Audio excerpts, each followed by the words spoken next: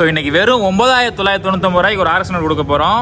So யாராலையும் தமிழ்நாட்டில் கொடுக்கவே முடியாது அப்படி ஒரு பட்ஜெட்டில். ஏன்னா புக்கில் அது வண்டி 35,000 வந்துட்டு இருக்கு. ஸோ வண்டி நம்பர் பார்த்தீங்கன்னா 9999 வண்டி நம்பரு. ஸோ பக்காவான நம்பரில் கொண்டு வந்திருக்கேன்.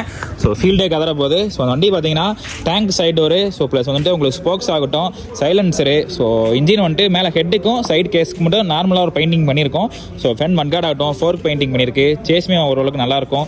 ஸோ வண்டி பார்த்தீங்கன்னா உங்களுக்கு ஜப்பான் சீரிஸில் வந்துடும் 88 பேட்ச் TAX 9999 அப்படின்ற ஃபேன்ஸ் நம்பரில் வந்துடும். TAX பார்த்தீங்கன்னா உங்களுக்கு திருச்சி ரெஜிஸ்ட்ரேஷன் சிங்கிள் ஓனரில் இருக்குது.